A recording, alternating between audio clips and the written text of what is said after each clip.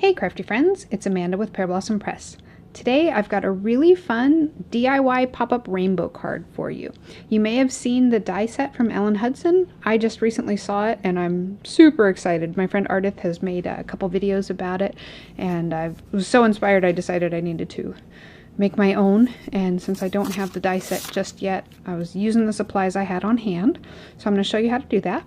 But there's lots of sparkle on this card because it's a unicorn card, so she has to be sparkly and awesome. And look, you pull the little tab and you get a pop-up rainbow. Isn't that fun? Alright, I'm going to show you how to do this without the die set, but I will also link on the blog to the actual die set and some of Ardith's videos so that you can get more inspiration and it'll probably make life a whole lot simpler. But since I didn't have it, this is what I did. I went ahead and I started with just a scratch paper mock-up that helped me figure it out before I actually cut it out of good paper. And for my rainbow pieces, I used a Hefty Doodle stitch, or I'm sorry, these are not stitched, these are the strips of ease, and I die cut different strips. There are 5 of them. The word awesome is a waffle flower die, and I cut that twice from black paper and then once from glitter cardstock. And then for the circles, I grabbed some more Hefty Doodle dies. These are the stitched circles. I used the largest one and then I skipped one and I nestled them together to make a frame. And then I used the same size circle as the big one. They're both 5.5-inch circles. I used that one without stitching from We Are Memory Keepers, and I cut a few more white circles. And then I also cut a partial white circle because I don't need a full one for that. I do want to do some ink blending. I want a cloudy sky background, and I did not have a stencil that was clouds, so I just made my own using that Concord 9th die. The stamps I'm using are the Caffeinated Unicorn from the Rabbit Hole Designs. I'm also going to use that sentiment, and again that same little strip from Hefty Doodle to cut out the sentiment there. And then the Love You More set, I'm using the clouds out of there. And there is one more Lawn Fawn set, which I'll show you in a minute, but I didn't realize I was going to use it yet. So now, as not to waste any paper, the inside of that frame that I cut is the cardstock that I'm going to use for my stamping. I've already laid out my unicorn and the 2 clouds onto my Misty lid, and then I prepped the paper with an anti-static powder tool. I inked the stamps up with my VersaFine Clair, the black, the Onyx, or I'm sorry, Nocturne ink, but it's the black, VersaFine Clair. It stays sticky long enough to grab your embossing powder, and then I'm going to sprinkle clear embossing powder on top and tap off the excess here. I am going to Copic color. That ink pad is not great for Copic unless you clear emboss on top. If you use like a colored embossing powder, then you don't want to use your Copic markers either, because Copic can actually dissolve some of the embossing powder and smear it, but it doesn't matter with the clear. So this combination works great. Next, I'm going to go ahead and take that sentiment from that Caffeinated Unicorn set, and I'm going to just cut it into 3 parts. I'm not afraid to cut my stamps. If you don't like to do that, feel free to mask it off and then just move it around. I'm cutting it into the 3 strips, and then I'm leaving room on the black cardstock for that die because I'm going to cut it down, or I'm going to cut these apart with the die again. And then I'm going to repeat the process to emboss here.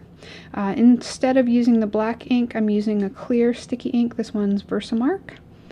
And I'm being gentle when I stamp it down. You don't want to smash the letters or it becomes hard to read. And this time, instead of clear embossing powder, I'm going to sprinkle on white embossing powder. And then I'll go ahead and heat set this again. And that anti-static powder tool really helps a lot. And after it's heat set, you can just go ahead and rub it off. I grab my little die again, that strip die, and I'm going to line it up, and I will cut out first the left side, and then I'll line it up again and cut out the right side. You can totally do this with a paper trimmer. I do like the perfect lines, and you get your, sometimes in your trimmer your left and right side can be a little off, and I do like having it a perfect 1/4 inch. And then I also like having the slightly, I guess it's almost a beveled edge from the die. And then I accidentally double-clicked record when it was time to color, so I apologize. I don't have any of the coloring. It's just simple Copic coloring. I'm no expert. After I colored them, I did fix up a little bit anywhere where I went off the lines with the white paint pen, and then I cut it out, all three of these pieces with my Scan and Cut, and I left a little border. So now I'm going to do some ink blending. I've got tumbled glass Distress Oxide, and I just die cut my own little stencil here since I don't have a cloud stencil. I think I need to get one of those too. And I'm lightly adding color to 2 of the full circles and then that one partial circle there, and you'll see it'll all make sense why I've got so many pieces here. We're going to make a window, and then there's 2 parts behind the window that become visible or slightly visible. So one circle, I'm going to do the whole entire thing. I've got to make sure I get ink pretty much everywhere on that. That whole background needs to be inked up. For that partial circle, I just need to strip out of it. And then this circle is going to be the top of my card base, but we'll only see a little bit of the window behind there, so you don't have to go all the way down with that. And then while I had my ink blending stuff out, I decided to grab my envelope. With envelopes, I only like to hint at what's inside. I don't want to stamp a whole lot of stuff, but I don't want them naked either. So I just put a little cloud in the corner there. And so now we've got all of our circles there, and you notice the back one is still plain white. That's going to be the inside of the card. And I also left the frame plain white as well. And so now what we're going to do is cut out the window in the top piece of our card front, and you want to measure your strips, see how wide they are. And mine, since there are 5 pieces that are 1/4 inch each, it's 1 1/4 inch. And then I'm going to bring out my trimmer, and notice I've got the frame there. I'm going to eyeball where I want the first cut to be. I want this rainbow pretty high up on the card so that I have plenty of room underneath for my unicorn. But if it's too high, then you'll lose all the pink at the top. So I started just a little bit under 1 inch from the top, made my first cut. Then I slid it up 1 1/4 inch plus a smidge. So I'd say about a 1/16 of an inch extra there that I cut off. You want to leave room, just a little bit of extra room, so that your rainbow has a little wiggle room to move up and down without getting caught on those edges. And so then I'm going to line those 3 pieces back up, and I'm going to glue the border in place. And so that middle piece is not actually going to get glued down, but it's going to help us line up the top and the back of the card here. So I just went ahead and I glued the bottom piece on. Now I'll stick that middle piece in as a placeholder, and I can add glue for the top piece.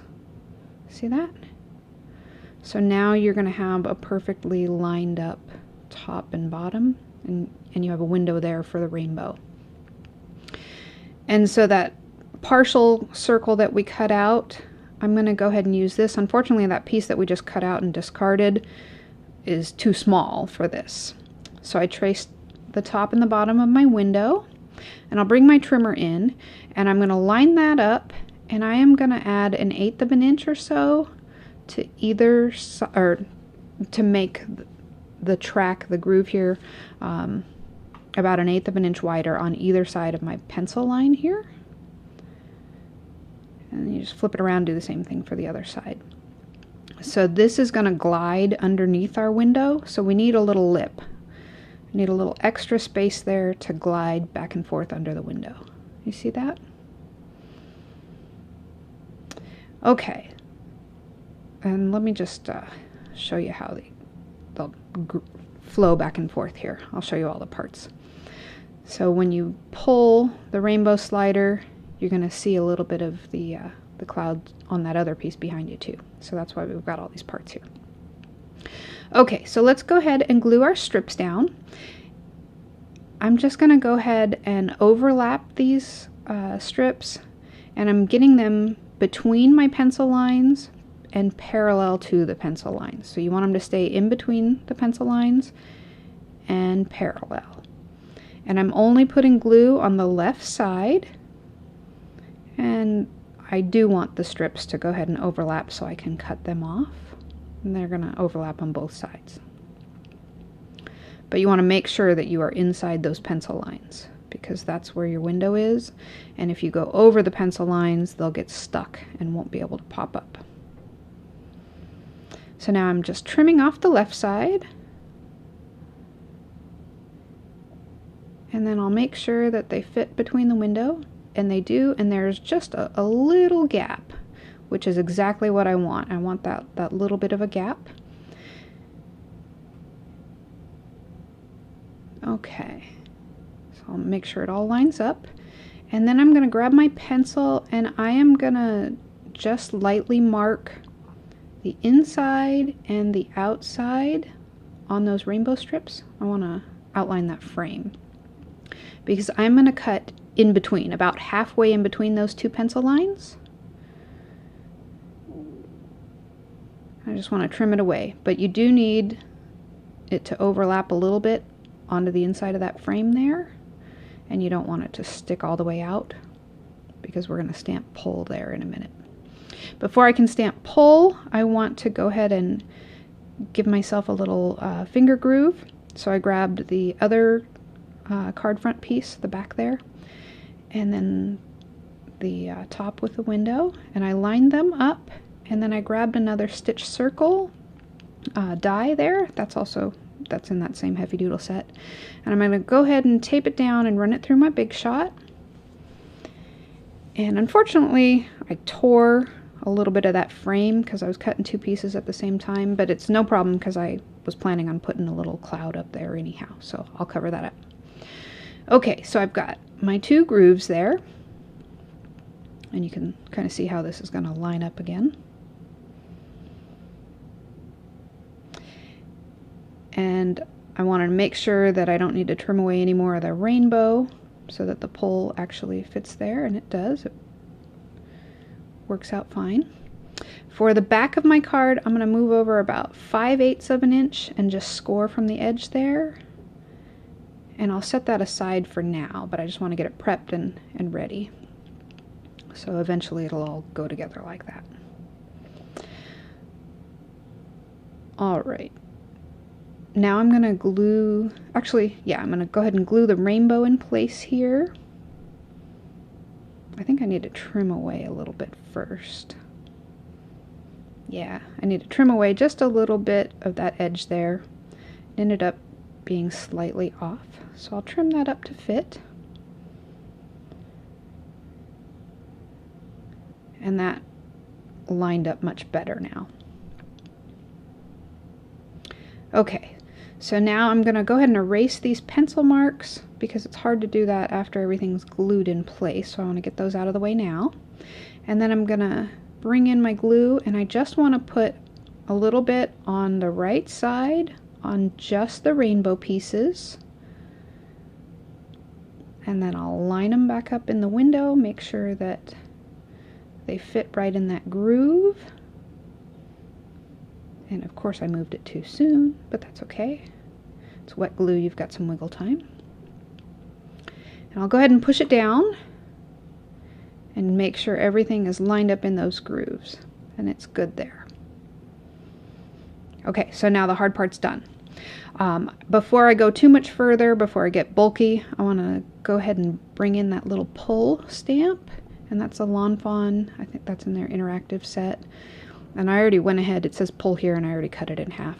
And I'm just going to use pull, and I will line it up in my Mini Misty in case I need to double stamp it. And I'm going to use some of that same blue Distress Oxide ink that I stamped or sponged the clouds on in there. You don't always have to stamp in black. The blue is nice and subtle. And then I'll go ahead and put that away before I lose it. I don't know about you, but little tiny stamps like this I tend to lose. I've also lost a ninja stamp somewhere. I hope he comes home soon. But I'll go ahead and get those out of the way. And then now I can put some foam tape on the back here. And I'm going to put a piece on either side of the track here. And I'm not coming right up on it. I'm leaving a little bit of a gap. You want this to guide it, but you don't want it to be so snug that it can't move. So I'll just go ahead and put some more foam tape everywhere else. But notice I've got room on either side of that track, just a little bit. And I'll line it all up, make sure everything's good to go. And then I'll stick these two pieces together now.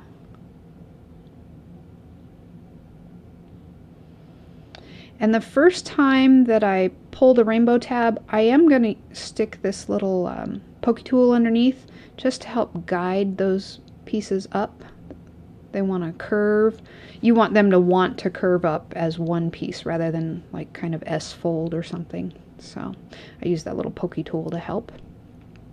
And then now it's time to decorate it and we can throw the back on. So it's pretty simple. I wasn't sure on my sentiment. I'm going to end up not using sparkle, but I don't know that yet. It just didn't end up making sense. I like the way it looks, but it doesn't make sense as a sentiment. So I'll dump that in a second. But I'm going to start with Awesome. I glued my two black layers together. They're directly on top of each other. Then I'm going to take the white layer here. This is a glitter paper. And I'll glue it on top, but I'm going to glue it slightly askew. I want it to look like there's a drop shadow behind the word here. See that? It looks pretty and it'll help it stand out. And then I'm going to add some foam tape to my clouds and to the unicorn. And I'll go ahead and put her in place. I want to make sure that when she sticks down that she isn't impeding the movement of the rainbow. Same with the clouds. When you pull the tab, that cloud is not going to be in the way up at the top there. It's not going to cause any problems. And then I'll just glue Awesome down flat. And then here I am deciding with my sentiment. And I'll just go ahead and glue these flat to my card base here too. I love that PVA glue in that fine line bottle. It's very handy. And then for my last cloud, I knew I wanted it to kind of sit on top of the rainbow, but again, I don't want it to impede the movement at all. And I had a little, like a smudge there, so my sand eraser is going to help me get that off the tab. And this card is almost done. We need to put the back on and then add some sparkle and we're good to go. So I'm going to line up the back and I'm just going to add glue to the hinge. It's much easier to line it up before you add the glue. And then I'll just go ahead and press that down. And then we're going to zhuzh her up. So I've got my aqua shimmer pen here. I'm going to add a healthy dose to the clouds. And then I also decided I wanted some sparkle in her hair, in her mane, and her tail. And it's a nice idea to have a piece of scrap paper nearby to get pens like this started. Sometimes they don't want to start and then you squeeze them and you'll get a big blob. So having a little bit of scratch paper nearby is handy. Then I grabbed a copper gel pen and just added a little bit to the horn there, some highlights in there. And I grabbed my stickles. This is the ice, and it's nice chunky glitter. I wanted that on the mug, but that is not a precision tip, and it's big chunky glitter. So I'm going to grab my pokey tool one more time, and I'm just going to make sure I get glitter in all the little tiny spots, and I'm also going to make sure I don't have chunks over the black lines there. And then I grabbed some diamond glaze for her eyeball.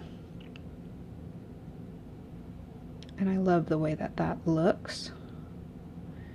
And then for the final detail, I'm just going to add some of these flat, clear, sparkly sequins here. These are from Pretty Pink Posh. I think these are probably my favorite sequins. I use these all the time. There's 3 different sizes in the package, and they're clear and they're flat, so they go with everything and they're easy to glue down. Hardest part is figuring out where. And then that's it. That finishes up this card. Again, I've got links to everything that I've used on my blog. I've also got links to Ardith, some of her videos, and then the die set that will make your life easier if you want to use that.